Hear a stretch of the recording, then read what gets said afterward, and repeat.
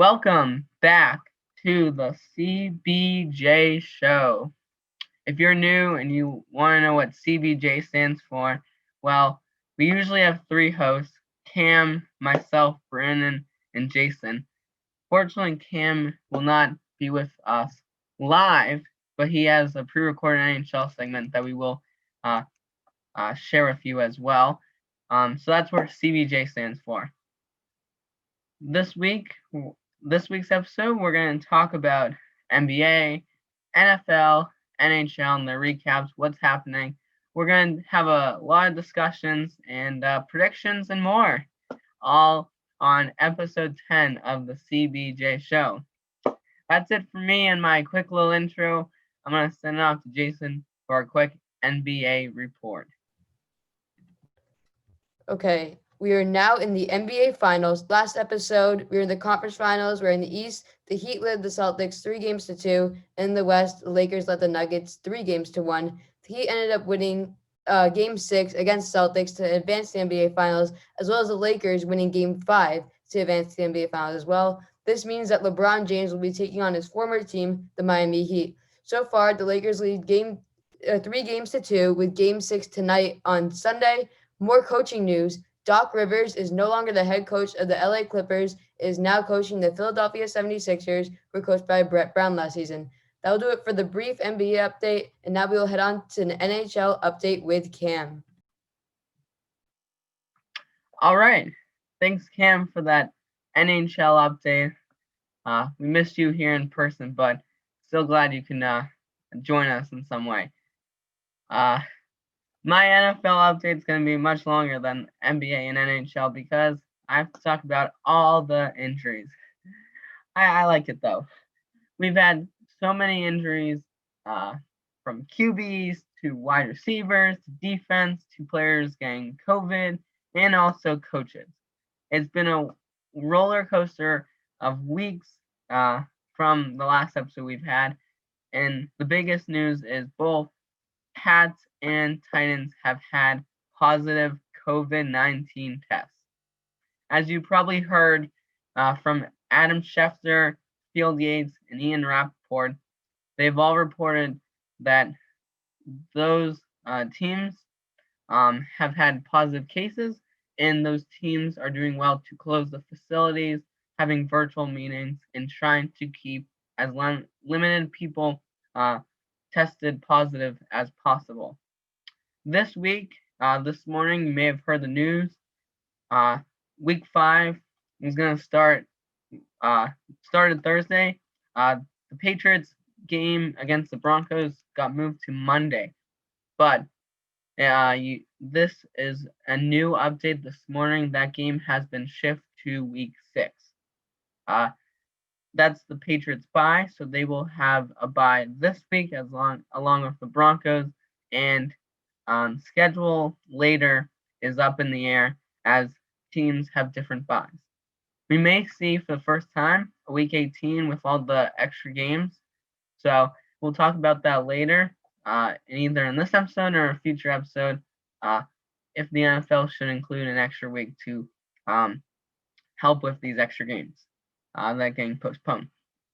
The other game, the Titans and Bills, have been pushed to Tuesday, but this morning there's a chance that that game will not happen as another coach in Tennessee tested positive. So unfortunate to see and hear all these players testing positive, and we hope they will all get better. Our NFL injury report, Jimmy G and the 49ers, talk about that. They have a big game after coming off their 25-20 loss over the Eagles last week. They're playing the Miami Dolphins. Jimmy G is active, and you should start him. And I would recommend starting him over your other quarterbacks because he is healthy. You don't have to worry about that. Also, Raheem Mostert is still questionable. He will probably not probably not play. If he does play, he will be limited snaps. You'll see Jarrett McKinnon getting the run rush running back position today. Wide receiver Deebo Samuel, who has been out since the start of the season, is healthy again. He had a little illness this week, but is good to go. So start him as well. Sam Darnold and the Jets, he's out. Drew Lock, they were supposed to play this week against the Patriots. He wasn't going to play. He is questionable for week 6. Saquon Barkley, we mentioned, he's out for the year. Nick Chubb, Christian McCaffrey, Austin Eckler, Sony Michel, all on IR. No more than 3 weeks should those players miss, but I wonder how much more. Le'Veon Bell, he will be active today in their Jets game, 4 o'clock game, so you can play him.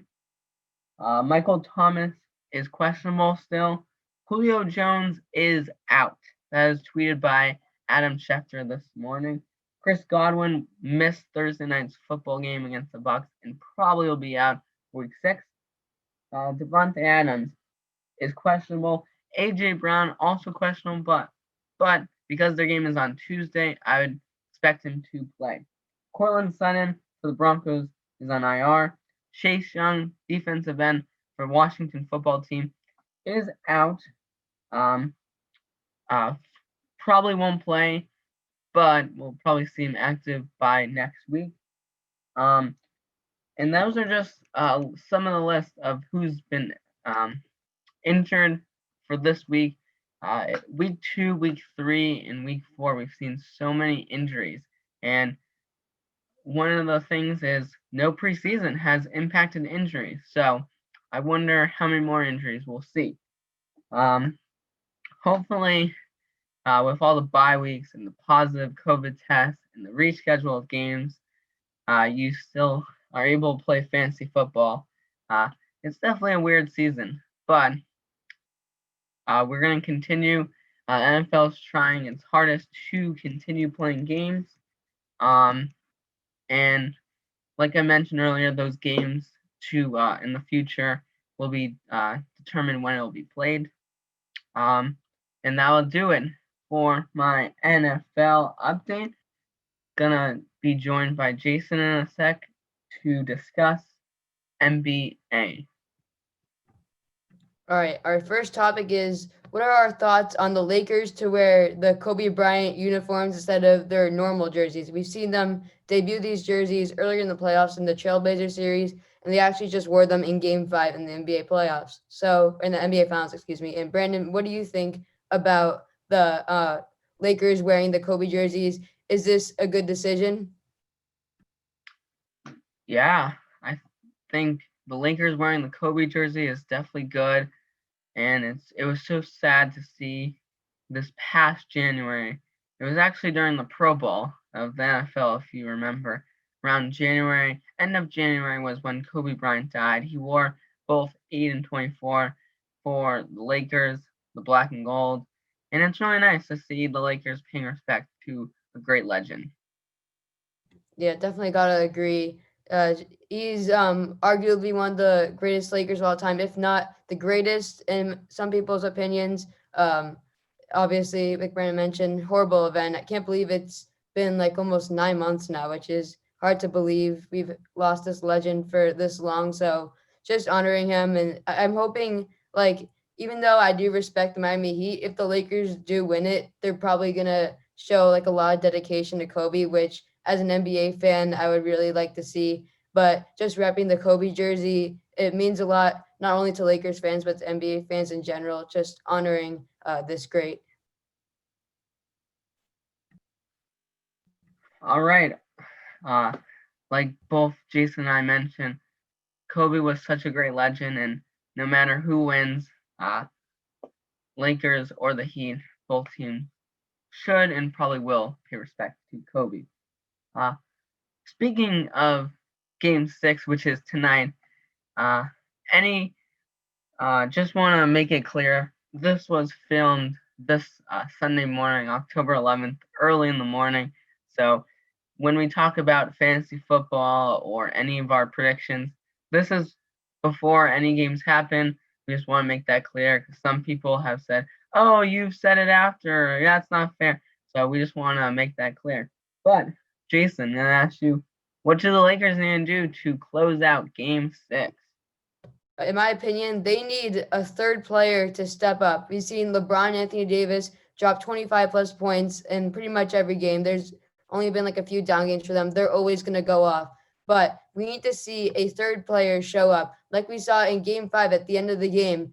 I don't even know what was happening. Danny Green misses a wide open three. Markieff Morris gets a wide open look, just throws out of bounds. They're just playing careless basketball. They need a third player to play smart basketball. I think that Contavious Caldwell Pope, he was drilling threes like crazy throughout the series. He has potential to be that, but someone like Kyle Kuzma, who averaged a lot of points last year, I'm really surprised about the step that he took down this year.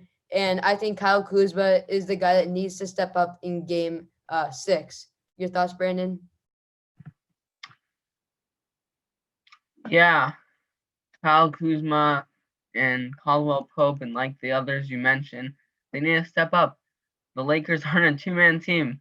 NBA, basketball is a five-man team sport. It's a team sport. There's no, I've people have told me this when I was playing, and I tell people all the time. There's no letter I in team. It's TEAM. So, not one or two players should be doing all the work. It should be a team. Like uh, Jason mentioned, I think, and Jason and I mentioned, I think the Lakers will win in Game 6. But there's a potential for the Miami Heat to force the Game 7.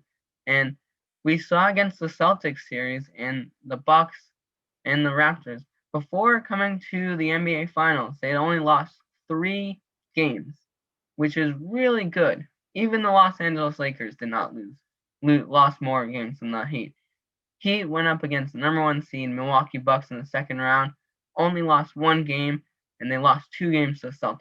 They're a great team, but unfortunately, before the game 1 or game 2, they had so many injuries, and some of them were not as healthy for the rest of the series, and we've seen that as that has had an impact. He'd have won 2 games, like Jason mentioned, going in Game 6, but do they have enough to win 2 more? They definitely do have the potential. A lot of this depends on the health of their point guard, Goran Dragic, who has been out for most of the series. He has been going off in the playoffs. He's had a lot of 20-point games, a big part in the Celtics series as well as the Bucks series. But I think that they need to play their main guys a lot of minutes. I think that they did a great job with that in game 5, as they did a 7-man rotation when they normally do 9 or 10. And Jimmy Butler played 47 minutes out of the 48. I heard he was out for just like 48 seconds of the entire game. They need to keep doing that. Jimmy Butler, you need him on the court. He is a team player. He's a winner. If you don't have someone like that on the court, if you're the Miami Heat, you're not going to get a lot of success. And he's been dropping crazy stats, triple doubles, 40 point, 30 point, whatever. He's been going off. But they definitely do need another scorer. Tyler Hero has shown some signs of it, especially in the Celtics series. He had a huge game. Bam Adebayo is a great defensive threat. He needs to have another 30-point game if the Heat want to win it all. And one of the big surprises, this guy needs to keep it up. Duncan Robinson, I'd say he's a 3-point specialist. I believe he had like 26 points in game 5, 7 3-pointers made. And if they can get just some high volume scores, nobody's stopping the Miami Heat. They are a very deep team, despite them playing a 7-man rotation. So I wouldn't be surprised if the Heat can push to a game 7. But like we mentioned, Lakers need a third star to step up. It's not going to take too much. The Lakers can do it. They should be able to win. So this is definitely going to be a great series. And game 6 tonight is going to be a huge game in NBA history. That is definitely correct. Game 6 tonight is a huge game, no matter who wins. We got some breaking news right this morning during our podcast, and we don't usually talk a lot about tennis. Tennis doesn't get a lot of love here, but this is one big news and breaking news. And Rafael Nadal defeats Novak Djokovic for the third straight time, and it's his third time he has lost. Uh, it's the 13th career French Open title for Rafael Nadal, and he ties Roger Federer's record for Grand Slams at 20. And earlier we saw Djokovic was the number one seed in the U.S. Open, and crazy how he's gone downhill. Send it back to Jason for the NHL. All right, we have a few topics for NHL. We're gonna start with some news that Commissioner Gary Bettman announced this week that the 2021 season will begin around January 1st, 2021. So we want to talk about if this date is too early to restart, and if it is too early, when should this season start? Like how far should it be pushed back?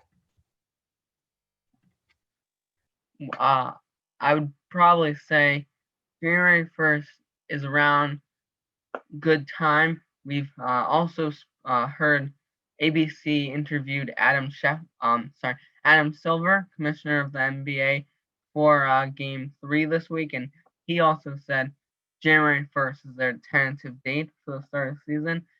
And both Bettman and Silver said the biggest thing we want is our fans. The fans are so important to the game. They change the game.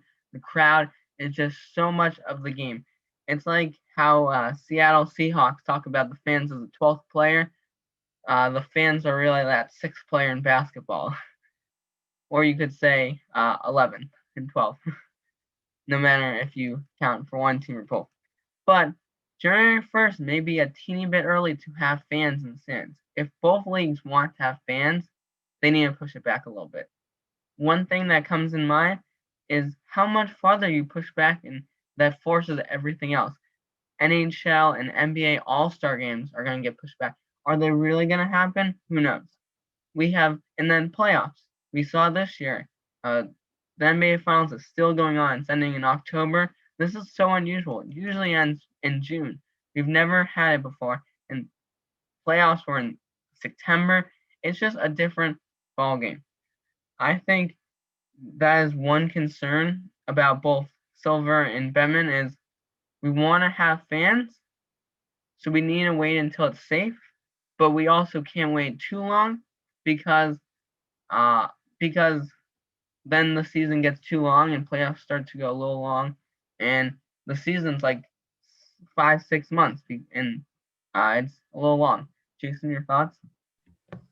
I personally think that, like Brandon mentioned, January 1st is a good target date. However, might be too early to get fans in, as both commissioners of the NBA and NHL mentioned that their main goal is to have fans in the arenas. If they were to start that early, I would probably see them using another bubble format. But even though the bubble has worked very well with pretty much no COVID cases for a few months, I still think that their main goal, like we've mentioned before, is to have fans. So the if they want to have fans, they cannot do a bubble again. It's very successful, but they need to get fans in the arena. They're very impactful to the game. Some people think that this NBA Finals or Stanley Cup Finals would be different with fans. Like people think that the Miami Heat would not have made it this far, and maybe the Milwaukee Bucks would have made it if they had the fans and like the momentum in the season. In the NHL, people were saying the Bruins they had the President's Trophy. They were on pace for a very good record, and they didn't make it that far. So, going back to the main topic, Gary Bettman's date is good, but a little bit too early. And Silver announced, we've seen our bubble, like Jason mentioned, the NBA bubble had barely any COVID cases. MLS had a small bubble this July, barely any COVID cases. We've seen NFL, MLB, two leagues did not have bubbles, and there's been so many COVID outbreaks. Like I mentioned earlier, the Pats, the Titans, it's like every day someone new tests positive. That's something a bubble does not have. But like Jason mentioned, we want fans. Both leagues want fans. The fans are part of the game. So when is it right to have fans? NFL has recently allowed some stadiums and teams to have fans, but that's an outdoor game, and an NBA and NHL arena is indoors. how can you do social distancing indoors versus outdoors? I know in the winter you can't really have any outdoor games, and basketball is weird to have outdoors, but we gotta do what we gotta do to have fans and safety. Safety is gonna come first, but fans are gonna want to come in as well. And like Jason mentioned, fans impact the game. There's no home court advantage in a bubble. The Miami Heat were the 5 seed. In the Eastern Conference Finals was a 3 seed Celtics, 5 seed Heat. Rarely ever happens when both 1 and 2 seed are not in the East Conference Finals. So home court makes a whole difference, and having no fans does as well. We've also heard some NHL news this week. Torrey Krug, the Boston defenseman, has been traded to St. Louis on a 7-year, $45.5 million deal. Jason, I want to know your thoughts on how the Bruins can recover from this big loss. It's definitely a big loss. We all knew Torrey Krug was a big market player in free agency. A lot of teams were rumored to get him. The Bruins did not have much cap, so we were expecting him to go. But to go to a contending team that made the playoffs this past year and a team that won the Stanley Cup Finals the previous year in the St. Louis Blues, especially a team that has a big rivalry with the Boston Bruins, it definitely hurts as a Bruins fan. Krug, I think he was our best defenseman this past year. He's great on the power play. He's our lone defenseman on the power play, and he has many assists, some goals, some big hits. He's just a big impact player that you need on the ice. And now the Bruins, they don't really know who their number one defenseman is going to be. In my opinion, Charlie McAvoy has to have a breakout year to help fill Krug's spot, but they're going to need some more depth at the defenseman spot. We saw them re-sign Kevin Miller to a 1-year, $2 million deal a few days ago. He was injured this past year, but is he really going to replace Krug with that sixth defenseman spot?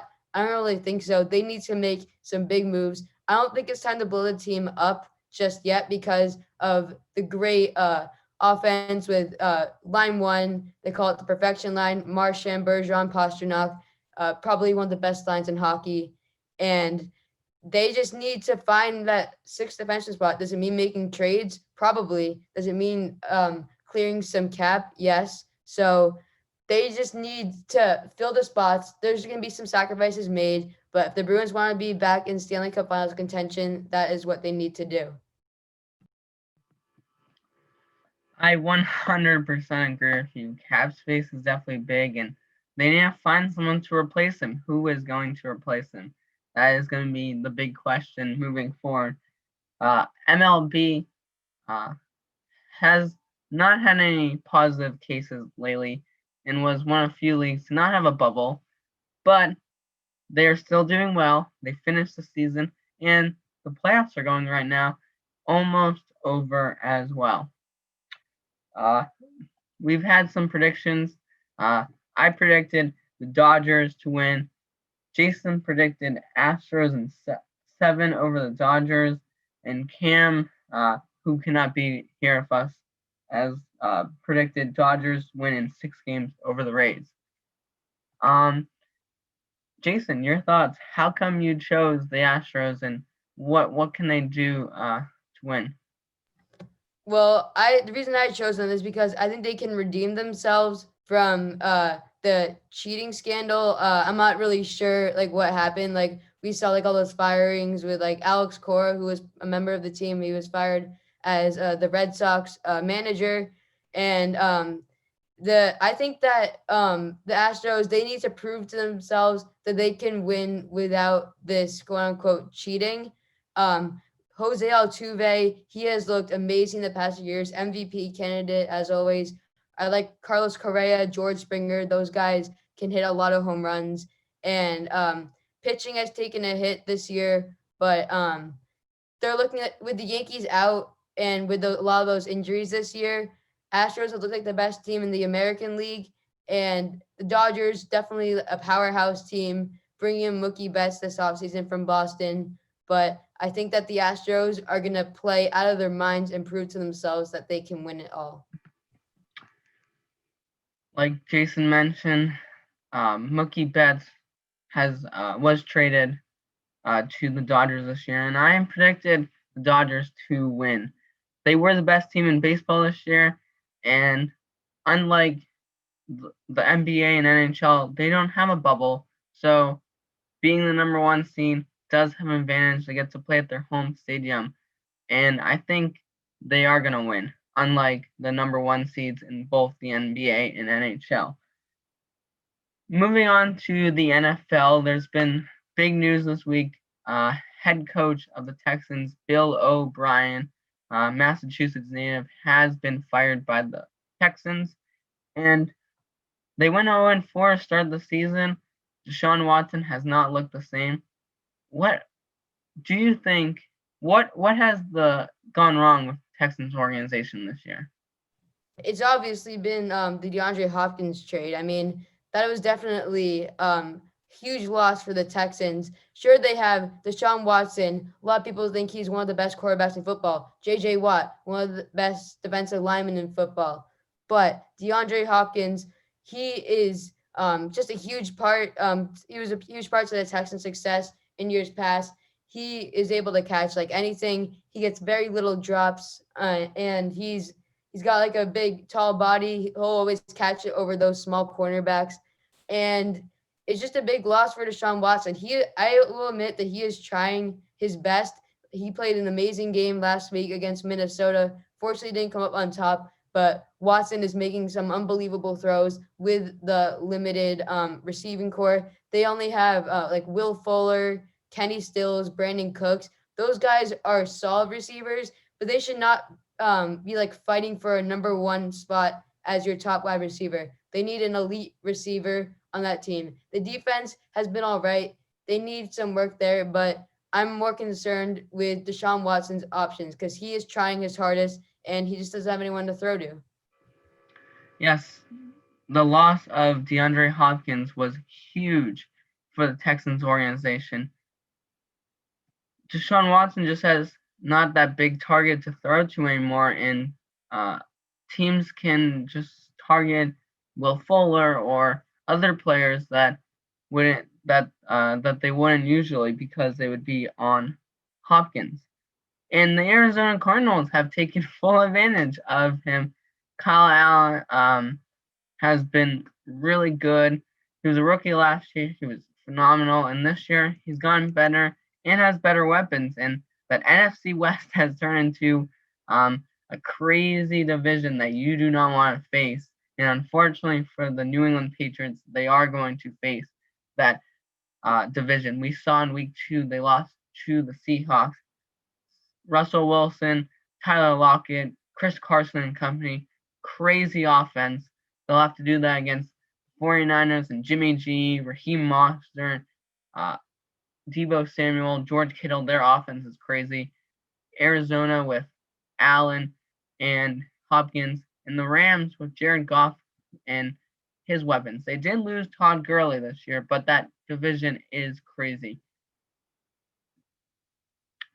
Jason, I want to know what you think the Texans can do now that they don't have Bill O'Brien at the head, and do you think they will win some games without him?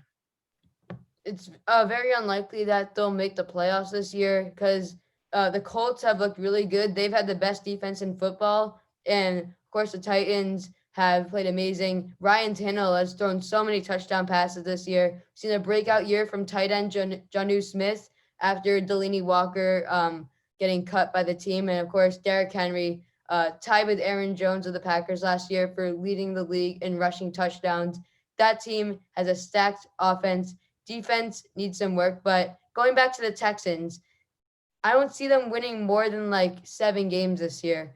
They do have a tough schedule. I mean, I know they play the Jaguars twice this year, and I believe they play them this week, but I just don't see the Texans getting that success. Their two stars, Deshaun Watson, J.J. Watt, are great. But who are they going to have outside of that? David Johnson at running back? Not really. So I think that they need to do a bit of rebuilding, but they should keep their main pieces in Deshaun Watson and J.J. Watt and rebuild around them. It could take a few years, but I think that Deshaun Watson could be a top five quarterback in the future, and he could go down as one of the better quarterbacks of this era.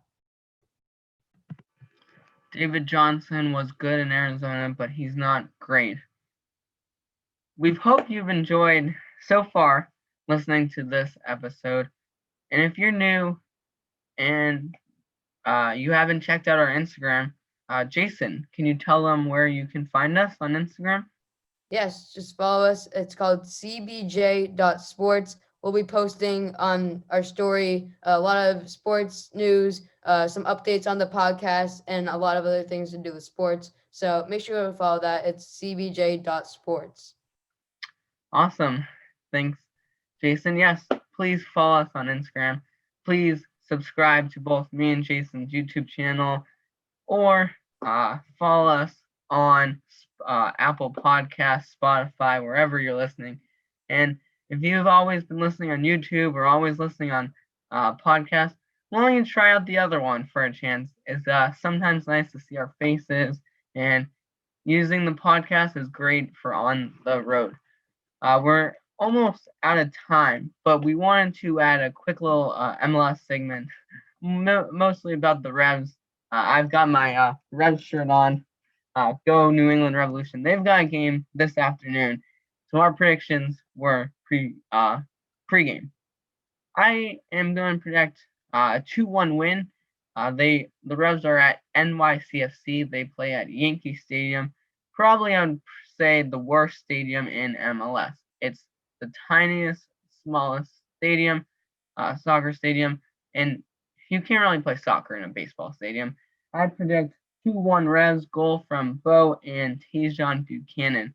But we may not be seeing Bo tonight, as he picked up a small knock this week and was forced to miss this Wednesday's 1-0 loss to TFC. My prediction, if he doesn't play because of that injury, I'm going to predict Buxa and Tajon. Lee Win, if he scores one assist, he will be one of the first few players in Revolution history to have 50 goals, 50 assists. And Diego Fagundes recently has made 255 or 56 appearances already, and he is surpassed Matt Reese for the lead appearances in Revolution history. Congrats, Diego, on that achievement. Jason, what's your prediction? I'm not big of an MLS guy, but I'm following the Revs a lot. I got a 2-2 draw. Obviously, it depends on Gustavo Bo's health, but if he plays, he's a high volume scorer. I know he can put one in. And also, like Brandon mentioned, Lee Win, if he gets one assist, he'll get the 50 goal, 50 assist for the Revs. I also have him scoring a goal. There's a good chance he gets an assist too. But Lee Win has always been a great player. Really happy to have him back, as he was out from Inter Miami back to the Revs recently. And assuming Bo starts, I think the Revs can maybe draw this one. They do have a chance to win, but NYCFC few points higher than them in the Eastern Conference standings, so we'll have to see. Yep, NYCFC, they've been really good. They started very slow this year. We saw that at the MLS's back tournament. We thought they were not going to be a contender in the East, but since they have returned from MLS, is back in Orlando, they have been a really good team. And recently, they came up to New England about a month ago, knocked a 2-0 win here in Gillette, and then a few weeks ago had a 0-0 draw. We've had a lot of draws, a lot of in the series. This team has only been in league since 2015, so it's not as big as our Red Bull rivalry, but it's still a big rivalry, New England, New York. That's going to wrap up our episode. As I mentioned, Revs lost on Wednesday. You've heard about the Pats a lot this episode. They lost to KC on Monday. Brian Hoyer was the starter. Then Jarrett Stidham came in. No one will play this week because they had some positive tests. Stephon Gilmore tested positive, and we will see if Cam Newton can return for Week 6. If he doesn't, we'll probably see either Stidham or Hoyer. The Bruins NHL draft happened this week. They drafted 4 players, 2 forwards, 2 defensemen. Like we mentioned earlier, Torrey Krug was traded, and we'll see what they can do without that. And they also re-signed Kevin Miller to a 1-year, $2 million contract as well. Ron Reinke, 1 year at the helm, has been uh, stepping down from manager. Part ways, both agreed to part ways. And like Jason mentioned, we lost Alex Cora due to the Houston scandal, which was why we got Ron Reinke. But his time is done here in Boston, and hopefully in a few weeks we will know who the next manager of the Boston Red Sox is. That's it for episode 10. Jason, any last final words from you? Just not much. Big things going on this week. Some big MLS games. Stanley Cup Finals is over. Now we have free agency and the draft has happened. Baseball, like we mentioned, playoffs, NBA Finals tonight, Game 6. And yeah, some big NFL games today. And if that NBA goes Game 7, that'll be tomorrow night, back-to-back game in the NBA Finals. That's it. He's Jason. I'm Brandon. Thanks for listening to the CBJ podcast. See you next time. Hit the bell to get notified, and like and subscribe. Hope you enjoyed today's video. Do.